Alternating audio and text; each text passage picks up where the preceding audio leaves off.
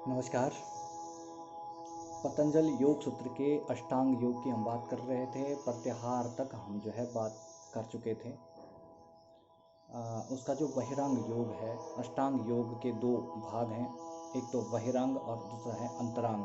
तो बहिरंग योग जो है हम कंप्लीट कर चुके हैं साधन पाद में। अब जो अंतरांग योग के 3 स्टेप बचे हैं, धारणा, ध्यान और समाधि। इन तीनों का वर्णन जो है विभूति पाद में हुआ है, पतंजलि योग सूत्र के 3रे पाद में। तो सबसे पहले हम ये कारण समझ लेते हैं कि ऐसा क्यों। जब पहले 5 अंगों का वर्णन साधन पाद में हुआ है, तो बाकी के 3 अंगों का साधन पाद में ना होकर विभूति पाद में क्यों हुआ है। तो उसका कारण ये बताते हैं कि ये अंतरांग योग यानी धारणा, ध्यान और समाधि, ये 3 प्रकार के जो तीनों स्टेप हैं, इन स्टेप का जब हम लगातार अभ्यास करते हैं और इनको हम सिद्ध कर देते हैं, धारणा, ध्यान, समाधि को, तो उनके रिजल्ट के स्वरूप, इनका जो परिणाम स्वरूप है, उसमें हमें संयम की स्थिति मिलती है। संयम की स्थिति यानी धारणा, ध्यान, समाधि तीनों एक साथ हो जाती हैं। तो इस स्थिति का नाम संयम कहा है। और इस संयम के आ जाने पर व्यक्ति में एक अलौकिक शक्ति का जागरण हो जाता है, अनेक प्रकार की विभूतियों का जागरण हो जाता है। विभूति का मतलब होता है अलग से अलग प्रकार की जो शक्तियां हैं, जो व्यक्ति में अणिमा, लगिमा, गरिमा, महिमा, इस प्रकार की जो शक्तियां हैं, वो शक्तियां व्यक्ति में आनी शुरू हो जाती हैं। इसलिए जो है इनका जो वर्णन है वो विभूति पाद में हुआ है, क्योंकि ये अंतरांग हैं, शरीर के अंतर के जो अंग हैं, उन अंगों के द्वारा धारण किए जाने, उन्हीं के अभ्यास से किया जाने वाला जो योग है, ये तीनों है। इसलिए इनका अभ्यास जो है विभूति पाद में उन्होंने वर्णन किया है। तो अब हम टॉपिक पे वापस आ जाते हैं कि सबसे पहला हमारा अंतरांग योग का या अष्टांग योग का, अंतरांग योग का पहला और अष्टांग योग का 6वां अंग धारणा है, जो कि हम प्राणायाम में पहले ही पढ़ चुके हैं कि प्राणायाम के सिद्ध होने पर व्यक्ति में धारणा की योग्यता उत्पन्न हो जाती है, वो धारण करने योग्य हो जाता है। तो धारणा शब्द का जो सीधा सीधा अर्थ है वो धारण करने से है। धारण करने का मतलब ग्रहण करने से है, एक ऐसी योग्यता ग्रहण करने से मतलब है जो हमारे आंतरिक शरीर के अंगों के द्वारा सिद्ध हो सकती है। तो धारणा में वो बताते हैं कि देश बंध चित्तस्य धारणा, यानी कि आपका जो चित्त है उसको किसी देश, किसी विशेष देश, चाहे वो बाह्य हो चाहे वो आंतरिक हो, आप अपने हृदय स्थल पे, आप अपने नाभि स्थल पे, आप अपने आज्ञा चक्र पे या किसी भी अन्य वस्तु पे अपने चित्त को ठहराने का जो अभ्यास करते हो, अपने चित्त को लगातार एक वस्तु पे ठहराने का जो प्रयास आप करते हैं, ये जो स्थिति है ये धारणा की स्थिति है।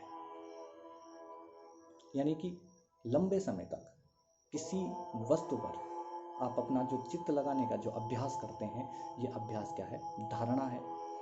और धारणा को आप जैसे ही सिद्ध करते हैं तो आप में ध्यान की योग्यता उत्पन्न होने लगती है। तो ध्यान क्या है?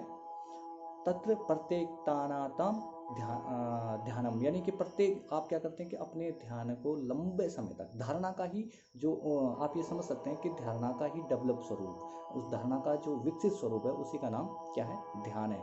जब आप किसी विषय पे, किसी प्रदेश पे, किसी चीज़ पे अपना ध्यान लंबे समय तक आप लगाते हैं, तो उस लंबे समय तक जो आप ध्यान लगाते हैं वो और लंबा हो जाए तो वो स्थिति क्या है? ध्यान की स्थिति है। यानी कि धारणा में आपका जो चित्त बार बार हटता है, आप फिर प्रयास करते हैं, फिर हटता है, फिर आप प्रयास करते हैं। तो जब आपको बिना प्रयास के किसी वस्तु में लगातार आपका चित्त एकाग्र हो जाए तो इस स्थिति का नाम जो है ध्यान है।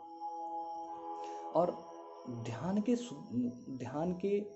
सिद्ध होने के बाद आप में जो है समाधि की स्थिति उत्पन्न हो जाती है। समाधि क्या है वो बताते हैं विभूति पाद के 3रे सूत्र में, तदैवार्थ मात्र निर्भासम स्वरूप शून्यमेव समाधि, यानी कि जिस वस्तु का आप, जिस स्वरूप का, जिस वस्तु का आप ध्यान कर रहे हैं, आपकी चित्त में जिसका ध्यान है, आप स्वयं वो हो जाए, आप उसी का स्वरूप, उसी का आकार जो है आप ग्रहण कर जाएं, तो उस स्थिति का नाम क्या है?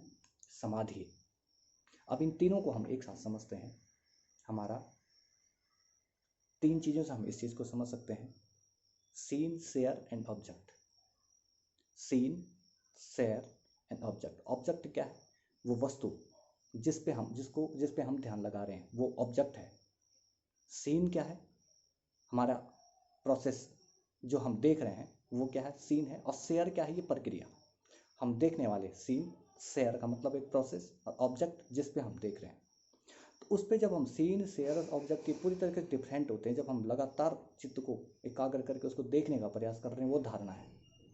और जैसे ही धारणा सिद्ध होती है तो हमें जो विदाउट एफर्ट जो है हमारा सीन शेयर ऑब्जेक्ट जो है वो, जब हमारा एफर्ट खत्म हो जाते हैं और हम वस्तु में लगातार ध्यान लगाए रखते हैं, तो ये स्थिति ध्यान की है। लेकिन इसमें हमें आभास होता है अपना होने का, हमें आभास होता है कि मैं हूँ और जिस वस्तु पे मैंने ध्यान लगाई ये है और मैं ध्यान की प्रक्रिया में है, मुझे आभास होता है। तो ये प्रक्रिया ध्यान की प्रक्रिया है। लेकिन जब ये आभास मेरा मिट जाए, मैं स्वयं वो वस्तु हो जाए, अगर मैं ओम पे ध्यान लगा रहा हूँ, अगर मैं लंबे समय तक ओम जो है, ओम पे मेरा ध्यान है, और वो ध्यान जब तक मेरा अपने होने का, मेरे होने का आभास मेरा खत्म नहीं हो जाता, तब तक मैं ध्यान की अवस्था में हूँ। और जैसे ही मेरा स्वयं का आभास खत्म हो जाता है, मैं स्वयं ओम हो जाता हूँ। जैसे ही मैं स्वयं ओम हो जाता हूँ, तदैव अर्थ मात्र निर्भासम स्वरूप शून्यमेव समाधि, यानी कि मैं जैसे ही ओम को धारण करता हूँ, मैं जैसे ही ओम हो जाता हूँ, तो इस स्थिति का नाम क्या है? समाधि है। तीनों में अंतर है। जब हम लगातार प्रयास करते हैं, चित्त को लगाते हैं, चित्त हटता है, चित्त को फिर लगाते हैं, चित्त हटता है, तो ये जो प्रक्रिया है, ये जो प्रयास है, धारणा का है। जब हमारा एक बार हमने प्रयास किया, अपने ऑब्जेक्ट पे ध्यान लगा दिया, चित्त को लगा दिया, वो लगातार लंबे समय तक उसमें लगा हुआ है, लेकिन हमको ये आभास है कि मैं सचिन हूँ और ये ओम जिस पे मैंने ध्यान लगाया और मैं इस समय ध्यान कर रहा हूँ। ये जो आभास जब तक है, हम तब तक ध्यान की स्थिति में। और जैसे ही हमारा जो चित्त, जैसे ही मैं ये भूल जाता हूँ कि मैं सचिन हूँ, मेरे अंदर से ये आभास खत्म हो जाता है और मैं अपने आप को सच्चिन न समझकर मैं अपने आप को ओम समझने लगता हूँ, मैं अपने आप को ब्रह्म समझने लगता हूँ, जिसका मैंने ध्यान किया है, उसी में मैं विलुप्त हो जाता हूँ। तो ये जो स्थिति है, ये समाधि की स्थिति बताई गई है पतंजलि योग सूत्र में। और उसके बाद उन्होंने कहा कि संयम क्या है? ये तीनों धारणा, ध्यान, समाधि जब एक चित्त हो जाते हैं, तो इस स्थिति का नाम जो है उन्होंने कहा है, ये क्या है? ये संयम की स्थिति है। और इसका जो परिणाम उन्होंने कहा है कि इसमें जो अष्ट सिद्धियां हैं, उन वो सिद्धियां व्यक्ति में आ जाती हैं। आपने हनुमान जी को देखा होगा, अणिमा यानी अणु के समान सूक्ष्म होना, गरिमा भारी हो जाना, अणिमा, गरिमा, लगिमा, महिमा, ये 8 प्रकार की सिद्धियां हैं। तो इन सिद्धियों का वर्णन हम आगे करेंगे, लेकिन संयम तक जो है हम यहाँ पर पढ़ चुके हैं। अष्टांग योग हमारा यहाँ पर खत्म हो जाता है। इसके बाद अब हम पूरी अंदर की यात्रा में, अब हमारी अंदर की यात्रा शुरू हो चुकी है। हम शरीर की यात्रा से हमने शुरू किया था, शरीर की यात्रा से हमने शुरू किया था, अब हमारी अंदर की यात्रा शुरू हो चुकी है। और अंत जब तक हम शून्य की अवस्था प्राप्त न कर लें, जब तक हम मोक्ष की अवस्था प्राप्त न कर लें, वो यात्रा अब हमारी शुरू हो चुकी है। इसको हम आगे के टॉपिक में बात करेंगे।